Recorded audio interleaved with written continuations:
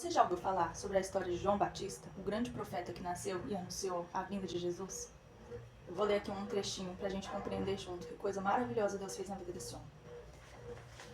Na época de Herodes, rei da Judéia, havia um certo sacerdote chamado Zacarias, que fazia parte do grupo sacerdotal de Abias, e Isabel, sua esposa, também era uma das descendentes de Arão. Os dois andavam em justiça aos olhos de Deus e obedeciam de forma irrepreensível a todos os mandamentos e doutrinas do Senhor. Essa parte me chamou a atenção, por quê?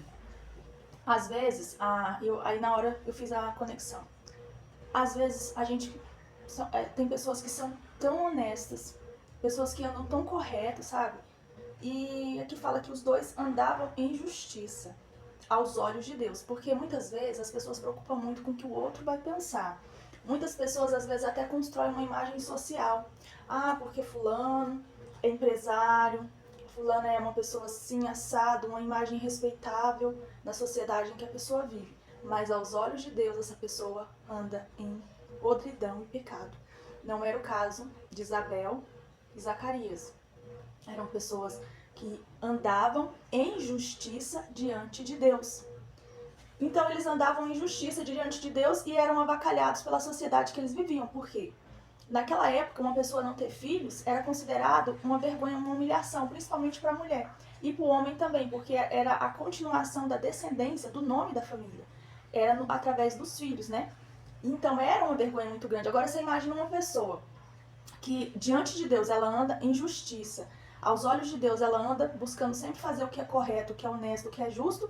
E aí, aos olhos da sociedade, ela é avacalhada, ela é humilhada, ela é ofendida, ela é mal falada nas rodas. E muitas vezes uma pessoa que anda com a vida toda errada, ali ela constrói uma imagem social em volta dela e aos olhos das pessoas é uma pessoa de reputação ilibada, mas no oculto, no particular, aos olhos de Deus ela é uma pessoa podre, suja, pecadora e que não se arrepende. Pior do que ser pecador é ser iníquo, é amar, andar em pecado e nunca se arrepender por isso. Então foi uma coisa que me chamou muita atenção nessa passagem. Aí eu vou continuar lendo para vocês. Contudo, eles não tinham filhos, porque Isabel era estéril e ambos eram avançados em idade. Então você imagina que um casal passa a vida inteira fazendo o que é certo aos olhos de Deus. Passa a vida inteira ali servindo no templo, fazendo as coisas certas, andando em justiça. E chega a idade, bom, Deus não quis dar filhos para nós. Mas eles continuaram andando em justiça diante de Deus. Em certa ocasião, quando seu grupo estava de serviço, então ele continuou servindo a Deus, né? Zacarias ministrava como sacerdote diante de Deus. Mesmo que Deus não abençoou ele como ele queria, ele continuou amando a Deus. Muitas pessoas servem a Deus pelo que ele pode dar. Que vai dar uma casa, que vai dar um carro, que vai dar isso, que vai dar aquilo, mas não servem a Deus pelo que ele é. No caso de Zacarias e de Isabel, não foi isso. Eles serviram a Deus porque eles amavam a Deus. Então aqui fala, ele foi escolhido por sorteio, de acordo com a tradição do sacerdócio, para ter acesso ao altar dos santos e ali oferecer a queima do incenso. E chegando o momento da oferta do incenso, uma multidão de pessoas estavam orando do lado de fora. Foi então que um anjo do Senhor apareceu a Zacarias à direita do altar do incenso. Assim que Zacarias o viu, ficou perplexo, por um grande temor o dominou completamente. Entretanto, o anjo lhe assegurou: Não tenhas medo, Zacarias.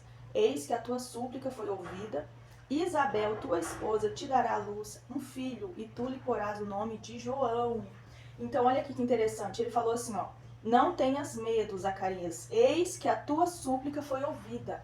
Então, quer dizer que Zacarias continuou orando pela esposa dele. E aí é onde que muitos casais... Essa história de Zacarias e Isabel é sensacional. Porque muitos casais não têm as coisas, não recebem as bênçãos de Deus, e aí se separam, é motivo de briga, de separação. No caso desse casal aqui, o marido continuou orando pela esposa, continuou clamando a Deus pela vida da esposa. Então é muito importante o homem ter essa postura de sacerdote. Ele não era sacerdote só no templo, ele era sacerdote para a esposa dele também, porque ele continuou intercedendo por ela, para ela gerar, para ela ser abençoada, para que Deus tirasse a humilhação de cima das costas dela. E aqui fala: Esse filho te será motivo de grande felicidade e gozo, e muitos se alegrarão com seu nascimento. Ele será grande aos olhos do Senhor, jamais beberá vinho nem qualquer outra bebida fermentada. Então, gente, quando Deus tem uma promessa para a vida de uma pessoa, pode até demorar a chegar, mas quando chegar,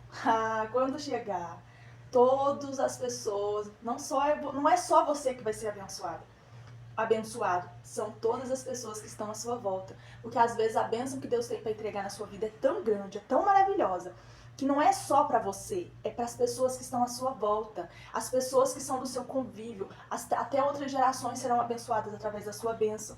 Por isso não desanime, continue orando, continue andando em retidão perante o Senhor seu Deus. Não desanime se você está sendo motivo de deboche para os outros, porque para o Senhor é que importa, é quem te dá a promessa, é o Senhor, não é as pessoas que estão aí, os seus vizinhos, os seus parentes, não, é o Senhor quem te garante a promessa.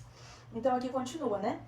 Ele fica falando que ele vai ser grande, que ele vai ser cheio do Espírito Santo desde o ventre materno. Não é qualquer filho, é um filho cheio do Espírito Santo que o Zacarias ganhou. E outra coisa que me chamou a atenção, gente, foi aqui, ó. O Zacarias, quando o anjo foi anunciar para ele que ele ia ser pai em idade avançada, que Isabel ia gerar em idade avançada, ele teve uma incredulidade no coração e o anjo soube disso na hora. E o que acontece? Às vezes Deus tem uma promessa para te entregar, você passa a vida orando por aquela promessa, mas no momento que alguém vem te anunciar essa promessa, automaticamente você olha as circunstâncias ao seu lado. Lembra de Pedro? Pedro andou sobre as águas, mas na hora que ele olhou as circunstâncias dele, o que aconteceu? Ele começou a afundar. Por quê? Porque se você começar a olhar as circunstâncias, você começa a duvidar. E Deus não trabalha baseado em circunstâncias. Deus, ele anda acima das circunstâncias. Então não importa se a Isabel estava em idade avançada.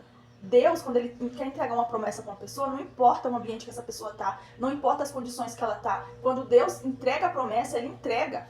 Acabou. Mas aqui, por Zacarias ser um homem, apesar que ele andava em retidão diante de Deus, apesar que ele orava pela esposa, apesar que ele estava lá servindo no templo, o que aconteceu com Zacarias? Ele duvidou, porque é do ser humano. É nosso, isso é nosso. É duvidar, desacreditar. Lembra de Sara, quando o anjo falou que ela ia conceber? Ela riu. E o Senhor repreendeu o riso dela. Por quê? Porque era uma coisa impossível aos olhos dela, mas não era aos olhos do Senhor. Porque a palavra de Deus diz que não haverá impossíveis para Deus, em nenhuma de suas promessas.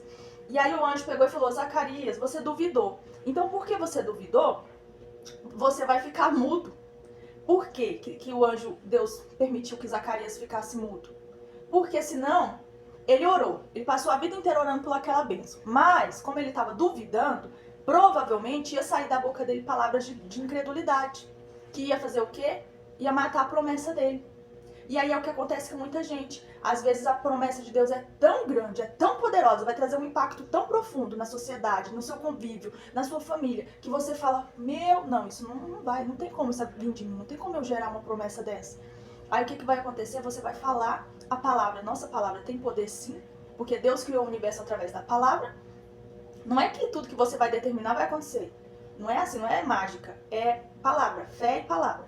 Aí o Zacarias ficou mudo, porque se ele fosse, quando ele fosse anunciar para as pessoas o que tinha acontecido, ele poderia duvidar, as outras pessoas também poderiam duvidar, e aí o que ia acontecer? Palavras de dúvida, de incredulidade, de dúvida, de incredulidade, e aí o que ia acontecer? Não ia gerar promessa e não ia vir João Batista para anunciar Jesus.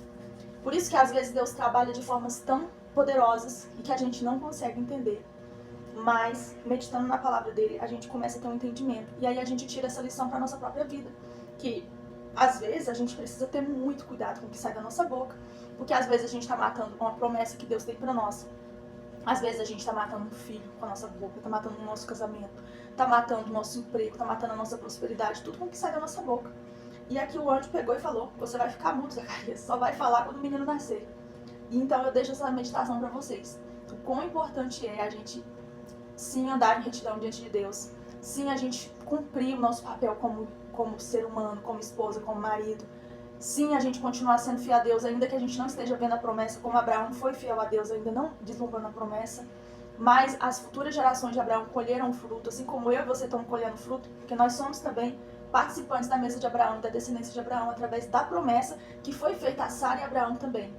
Então, é importante você seguir os passos e confiar que Deus pode fazer. E aí, às vezes, não vai precisar um anjo vir fechar sua boca para você não falar, é o seu próprio discernimento. Porque a gente observa para poder replicar e fazer o que é certo. Para não precisar você errar e depois você cometer o mesmo erro que outras pessoas cometeram. Para isso que existe a Bíblia, para a gente observar onde que as pessoas errarem, acertaram e pegar isso para nossa vida, não é? Então eu deixo essa palavra. Que Deus te abençoe em nome de Jesus.